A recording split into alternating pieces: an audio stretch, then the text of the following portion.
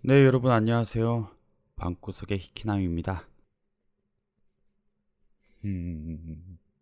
오랜만입니다. 전 요즘 학교 방학인데 학교를 다녀요.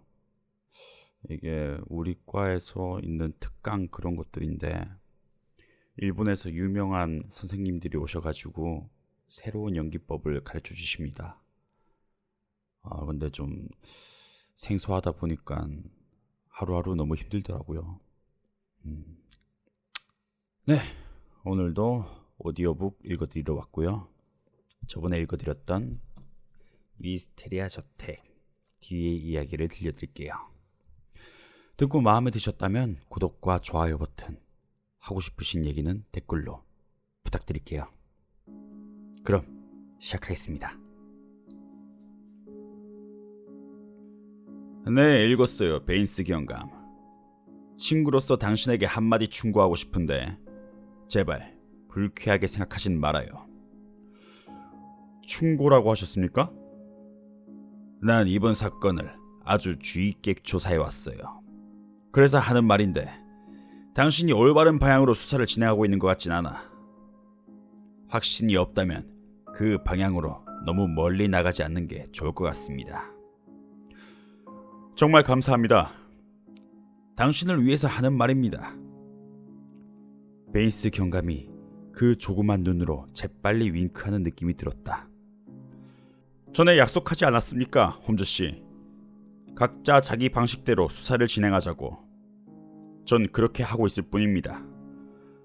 예, 그랬었죠. 너무 나쁘게 생각하진 말아요. 아닙니다. 호의에는 정말 감사드립니다. 하지만 누구에게나 그 사람 특유의 방법이란 게 있지 않습니까? 당신은 당신의 방법대로 수사를 하시죠. 그건 저도 마찬가지입니다. 그 얘기는 여기서 그만둡시다. 제가 손에 넣은 정보를 기꺼이 알려드리겠습니다. 체포한 남자는 말 그대로 야만인입니다. 마차를 끄는 말처럼 튼튼하고 악마처럼 난폭한 녀석입니다. 모두 힘을 합쳐 체포하긴 했지만 다우닝의 엄지손가락을 물어뜯어 하마터면 손가락이 떨어져 나갈 뻔했습니다. 영어도 제대로 하지 못합니다. 뭘 물어도 신음소리만 낼 뿐입니다. 그가 주인을 죽였다는 증거를 잡으셨나요? 그런 말은 하지 않았습니다, 홈즈씨. 그런 말은 한 적이 없습니다. 방법은 각자 사람마다 다릅니다. 서로 자신의 방법대로 수사를 하도록 합시다. 그렇게 약속하지 않았습니까? 홈즈는 어깨를 한번 들썩인 뒤 베인스 경감과 헤어졌다. 저 사람을 도무지 이해할 수가 없어. 엉뚱한 방향으로 가는 느낌이 드는데 이렇게 된 이상 각자의 방법대로 수사를 진행하고 그 결과를 지켜보는 수밖에 없겠어. 어쨌든 베인스 경감의 태도에는 이해할 수 없는 부분이 있단 말이야. 불여관으로 돌아온 홈즈가 바로 입을 열었다. 왓슨, 그 의자에 앉게나. 오늘 밤에 자네의 도움이 필요할지도 모르니까 사정을 설명해두도록 하겠네. 내 수사가 어디까지 진행됐는지 지금부터 얘기하도록 하지. 눈에 띄는 사건의 특징은 아주 단순해. 그런데 범인을 체포하기가 여간 어려운 일이 아니란 말이야. 그러기 위해선 몇 군데 빈틈을 메워야만 하지. 그럼 사건이 일어났던 날 밤 가르시아가 편지를 받았던 일부터 얘기를 시작하도록 하지. 그의 하인이 살인에 관계했던 베인스 경감의 말은 염두에 두지 않아도 좋아. 왜냐하면 에클스를 저택으로 불러들인 건 가르시아 자신이니까. 그 목적은 아무리 생각해도 알리바이를 만들기 위해서인 것 같아. 그러니까 그날 밤에는 가르시아가 어떤 범죄를 계획하고 있었고 그것을 실행에 옮기다가 살해당한 거야. 알리바이를 만들어 두려 했다는 게 범죄를 계획하고 있었다는 증거지. 그렇다면 누가 그를 죽였을까? 그가 계획한 범죄로 피해를 입게 될 상대가 가장 유력한 용의자라고 할 수 있어.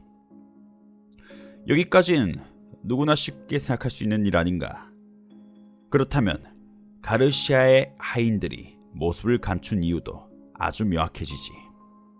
그들 역시 가르시아가 계획한 범죄에 공범으로 동참했던 거야. 계획대로 일이 진행되어 가르시아가 무사히 집으로 돌아왔다면 설사 얼심을 받게 된다 하더라도 에클스가 알리바이를 증명해줬을 테니까 아무런 문제도 없었을 거야. 하지만 그것은 매우 위험한 계획이었기 때문에 정해진 시간까지 가르시아가 돌아오지 않는다면 그가 목숨을 잃은 것이라고 쉽게 생각할 수 있을 거야. 그럴 경우 두 사람은 미리 준비해둔 은신처에 몸을 숨기기로 했을 거고, 그렇게 하면 경찰의 수사도 피할 수 있고 다시 계획을 실행시킬 수도 있을 테니까. 어때? 내 설명이 그럴듯한가? 실타래처럼 얽혀있던 사건이 완전히 풀린 듯했다. 매번 느끼는 일이지만 난 왜 지금까지 그 사실을 몰랐었는지 정말 이상할 따름이다. 그렇다면 하인은 왜 저택으로 돌아온 걸까? 아무래도 서둘러 도망치느라 그가 소중한 물건을, 결코 포기할 수 없는 물건을 두고 갔기 때문이 아닐까. 그래서 두 번이나 돌아왔던 거지. 그렇군. 그 다음은? 다음은 가르시아가 받았다던 편지에 관한 것. 그 편지는 범행 목표가 된 곳에 공범자가 있다는 사실을 나타내고 있어. 그렇다면 그곳은 어디였을까? 그곳은 커다란 집이며 조건에 맞는 집이 근처에 그리 많지 않다는 사실은 전에도 얘기한 적이 있었지. 난 이 마을에 오자마자 식물 채집을 하러 돌아다니면서 리스트에 오른 집들을 전부 살펴보고 그곳에 살고 있는 사람들의 경력까지도 전부 조사를 했어. 그 중에 눈에 띄는 집이 한 채 있더구만. 하이 게이블 저택이란 곳인데 제임스 왕조 양식으로 지어진 전통 있고 유명한 저택이지. 옥스숏에서 서쪽으로 1마일 정도 떨어진 곳에 있어.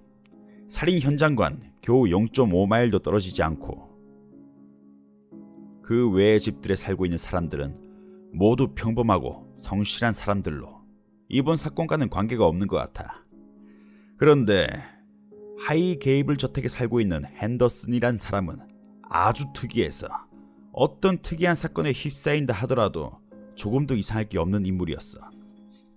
그래서 난 수사 범위를 그와 그의 가족들에게 좁혔지. 그들은 모두 이상한 사람들이야. 왓슨, 그 중에서도 가장 이상한 사람은 주인인 핸더슨이야. 그럴듯한 구실을 만들어서 그를 만나러 갔었는데 깊은 생각에 잠긴 듯한 그의 움푹 들어간 검은 눈을 보고 있자니 내 방문 목적을 꿰뚫어 보고 있는 게 아닐까, 이런 생각도 들었네. 나이는 50세 전후고 건강한 체구에 힘이 넘쳐 보였어. 짙은 회색 머리카락과 굵고 검은 눈썹에 발걸음은 사슴 같고 제왕과 같은 그런 태도를 가지고 있더군. 거칠고 거만한 양피지 같은 얼굴 깊숙한 곳에 난폭한 기질을 숨기고 있어. 외국인인지 열대에서 오랫동안 생활한 건지 모르겠지만 거칠고 누런 피부를 가졌는데 몸은 채찍처럼 부드럽다네. 친구이자 비서인 루카스는 틀림없이 외국 사람이야. 피부가 검은색이거든. 아주 교활한 느낌을 받았는데 사람을 대하는 태도가 싹싹한 게 꼭 고양이 같아. 말은 정중하게 하지만 악의로 가득 찬 사람이야. 이로써 외국인 그룹이 둘 등장하게 됐네. 위스테리아 저택 사람들과 하이 게이블 저택 사람들.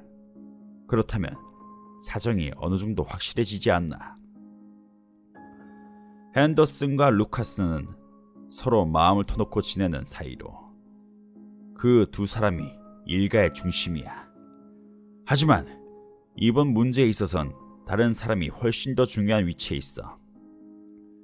핸더슨에겐 자식이 둘 있네. 11살과 13살 된 딸들이야.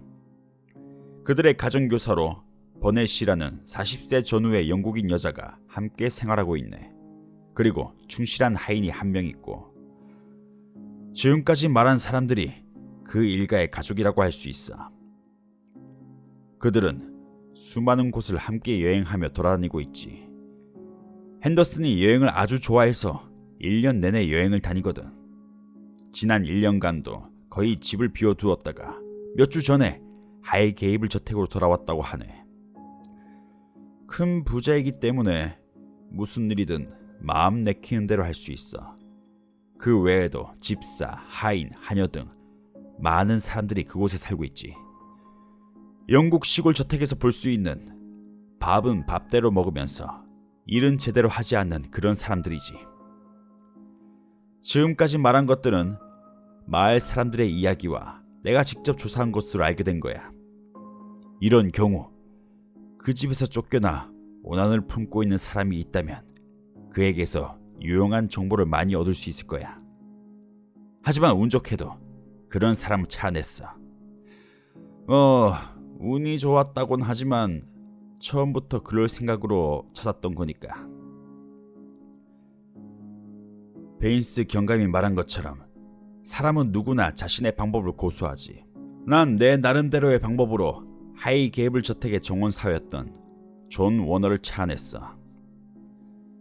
거만하기 짝이 없는 주인이 홧김에 내쫓은 사람이지. 워너는 그 집에서 일하는 몇몇 하인들과 아직도 친하게 지내는데 모두 주인을 두려워하고 아주 싫어하는 사람들이야. 이것으로 그 집의 비밀을 밝혀낼 열쇠를 손에 쥐게 된 셈이야. 근데 정말 이상한 사람들이더군. 그들에 대해서 모든 것을 알고 있는 건 아니지만 아주 특이한 사람들이란 점은 틀림이 없어. 집은 한가운데서 두 부분으로 나뉘어 있는데 한쪽엔 가족이, 다른 한쪽엔 하인들이 살고 있어. 핸더슨을 직접 시중 들고 있는 하인이 식사를 준비해 주는 것 외에 양쪽 사이의 왕래는 전혀 없어. 연락용 문이 있어서 무엇이든 그 앞으로 가져간다고 하네. 가정교사와 아이들은 거의 외출을 하지 않아. 기껏해야 정원에 나서는 게 전부라고 하더군. 핸더슨이 혼자 다니는 일은 거의 없다고 하네. 검은 피부의 비서가 그림자처럼 그를 따라다녀. 하인들의 말에 의하면 주인은 무엇인가를 아주 두려워한다는 거야. 워너는 돈을 위해서 악마에게 영혼을 팔았기 때문이라고 말하더군. 악마가 언제 영혼을 가지고 올지 몰라 두려움에 떨고 있는 거라고. 그들이 어디 출신이며 무엇을 하는 사람들인지는 아무도 몰라. 정말 난폭한 사람들이지. 핸더슨은 개를 훈련시킬 때 쓰는 채찍으로 2번이나 사람을 때린 적이 있네. 하지만 합의금을 듬뿍 주었기 때문에 재판까진 가지 않았다고 하더군. 자, 왓슨. 새로 수집한 정보를 바탕으로 상황을 판단해보도록 하세. 가르시아가 받은 편지는 역시 그 집에서 보낸 것으로 보여. 그건 예전부터 준비해두었던 계획을 실행하라고 가르시아에게 지시하는 편지였어. 그럼 누가 그 편지를 쓴 것일까? 그 요새와 같은 집을 살고 있는 사람으로. 그는 틀림없이 여자야. 그렇다면 가정교사인 버넷 외에는 그럴듯한 인물이 없어. 아무리 생각해봐도 같은 답이 나올 뿐이야. 우선은 이 답을 사실이라 인정하고 이야기를 계속해보기로 하세. 그러면 어떤 답이 나오는지 확인해보기로 하자고. 아참, 버넷의 나이나 성격으로 봐서 이번 사건에 연애 문제가 관계됐을 거라고 봤던 애초의 생각은 무시해도 좋을 것 같아. 편지를 쓴 사람이 버넷이라면 그녀는 가르시아의 친구이자 공범자일 거야. 가르시아가 죽었다는 소식을 접한 그녀는 과연 어떤 행동을 보였을까? 그가 계획한 일이 부정한 일이고 그것을 실행에 옮기다가 살해당했다면 그녀는 틀림없이 입을 다물고 있을 거야. 하지만 그를 살해한 사람에 대해선 원한과 증오심을 품게 되었지. 복수할 수만 있다면 복수하려고 들 거야. 그녀를 만나 그 점을 이용할 수는 없을까? 난 처음에 그렇게 생각했어. 그러던 중에 좋지 않은 소식을 접하게 되었지. 사건이 있던 날 밤 이후로 버넷을 본 사람이 아무도 없다는 거야. 그날 밤 이후로 완전히 모습을 감췄다고 하더군. 그녀가 아직 살아있는 걸까? 자신이 불러들인 친구 가르시아와 함께 그날 밤에 살해당한 건 아닐까? 아니면 어딘가에 갇혀버린 걸까? 무슨 일이 있어도 이 점을 밝혀야만 하네. 이번 사건이 얼마나 까다로운 건지 이제 알겠나? 체포영장을 발부받고 싶어도 사실을 증명해줄 만한 그런 증거가 하나도 없어. 치안 판사에게 말해봤자 말도 안 되는 공상이라며 비웃기만 할 거야. 여자가 행방불명되었다는 것만으로는 이유가 충분하지 않아. 그 이상한 집에서 사람이 일주일 정도 행방을 감추는 건 그리 드문 일이 아닐 거니까. 하지만 지금 이 순간 버넷이 목숨을 잃을지도 모르는 일이야. 그래서 그 집 정원사였던 워너를 문 옆에 세워두고 그 집을 감시하게 했는데 지금 내가 할 수 있는 일은 그것뿐이지. 지금으로선 달리 방법이 없어. 법의 힘을 빌릴 수 없다면 우리가 위험에 뛰어들 수밖에 없지. 어쩔 생각인가? 그녀의 방이 어딘지 알고 있어. 별채의 지붕을 통해서 들어갈 수 있는 곳이야. 오늘 밤 우리 둘이서 수수께끼의 핵심을 파고들자고. 솔직히 말해서 난 그 방법이 별로 마음에 들지 않았다. 살인의 분위기를 자아내고 있는 낡은 집, 기묘하고 무시무시한 사람들, 침입할 때 있을지도 모를 뜻밖의 위험, 법률상 불리한 위치에 서야 한다는 사실. 이런 점들을 생각한다면 도저히 그의 말을 따르고 싶지 않았다. 하지만 홈즈의 냉정한 추리에는 물러섬을 용납하지 않는 묘한 힘이 있었다. 이런 모험을 하지 않고선 절대로 사건을 해결할 수 없을 것이다. 난 말없이 그의 손을 쥐었다. 더 이상 뒤로 물러날 수는 없었다. 하지만 우린 결국 그런 위험을 감수하지 않아도 됐다. 3월의 어스름이 내릴 무렵인 오후 5시경, 흥분한 한 사람이 방 안으로 뛰어들었기 때문이다. 녀석이 떠났습니다, 홈즈씨. 조금 전 마지막 열차로 떠났습니다. 버넷씨가 도망쳐 나왔기에 마차로 태워 이리 데리고 왔습니다. 아우, 잘했어요, 워너씨. 왓슨, 드디어 빈틈이 메워진 것 같아. 홈즈가 자리에서 벌떡 일어나며 말했다. 마차에 있던 여자는 정신적으로 심한 충격을 받았는지 거의 실신 직전이었다. 날카로운 콧날을 한 얼굴에는 최근에 있었던 비극의 흔적이 뚜렷하게 남아있었다. 숙이고 있던 고개를 들어 그녀가 멍한 눈으로 우릴 바라보았다. 잿빛 홍채에 둘러싸인 동공이 까만 점처럼 수축되어 있었다. 바로 아편을 먹인 것이었다. 말씀하신 대로 문 옆에 서서 감시를 하고 있었습니다. 마차가 나오기에 뒤를 쫓아서 역까지 갔습니다. 이 여자는 몽유병 환자처럼 흐느적 걷고 있었는데 녀석들이 기차에 태우려고 하자 갑자기 난폭하게 움직이기 시작했죠. 녀석들이 억지로 기차에 태웠습니다. 그러자 다시 난동을 피우더니 밖으로 뛰어내렸습니다. 그때 내가 여자에게로 달려가서 마차에 싣고 여기까지 데려온 겁니다. 둘이서 도망칠 때 기차 창문 너머로 우리를 바라보던 녀석의 얼굴은 평생 잊을 수 없을 것입니다. 녀석에게 걸리면 목숨이 10개라도 모자랄 겁니다. 검은 눈으로 노려보는 노란 악마였어요. 해고된 정원사 워너가 말했다. 우린 그녀를 2층으로 옮겨 소파에 눕혔다. 진한 커피를 2잔 마시게 하자 아편으로 몽롱했던 머리가 간신히 맑아진 것 같았다. 베인스 경감을 부른 홈즈가 서둘러 사정을 설명했다. 아, 제가 원하던 증거를 손에 넣으셨군요. 전 처음부터 당신과 같은 방향으로 수사를 진행하고 있었습니다. 경감이 홈즈의 손을 덥석 잡으며 말했다. 뭐라고? 당신도 핸더슨 씨를 주시하고 있었다고요? 그렇습니다, 홈즈 씨. 당신이 하이게이블 저택의 숲풀 사이를 기어다닐 때 전 농장의 나무 위에서 그 모습을 내려다보고 있었습니다. 나머진 누가 먼저 증거를 손에 넣느냐, 바로 이것뿐이었습니다. 아니, 그러면 요리사는 왜 체포한 거죠? 핸더슨이라 자칭하던 그 사람은 자신이 의심받고 있다는 사실을 눈치챘을 겁니다. 안전하다고 판단될 때까지 가만히 몸을 숨긴 채 절대로 움직이지 않을 겁니다. 엉뚱한 사람을 체포해서 그를 안심시키려 했던 것입니다.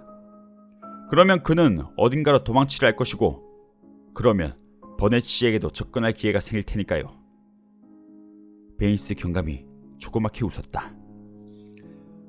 하하, 당신은 틀림없이 출세할 겁니다. 당신은 본능과 직감을 모두 갖추고 있어요.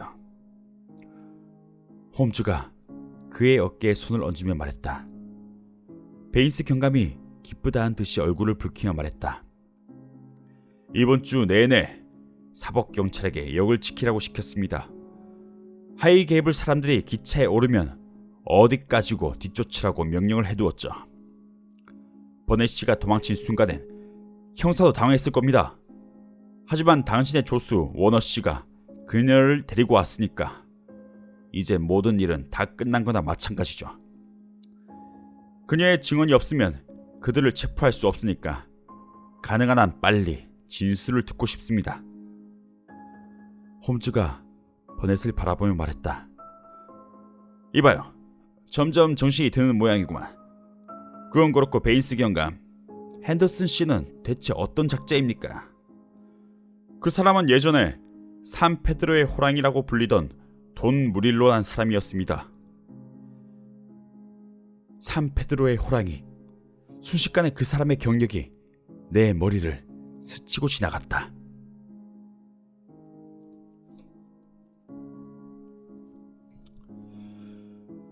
네, 여러분. 오늘은 여기까지 읽도록 하겠습니다. 저도 이번 편은 꽤 즐겁게 읽었던 것 같아요. 여러분은 뒤에 이야기가 궁금하실 테지만 제가 조금 있다가 일정이 있기 때문에 오늘은 여기까지 읽겠습니다. 네, 지금은 아침 10시입니다. 모두 오늘도 좋은 하루 보내길 바랍니다. 들어줘서 고마워요.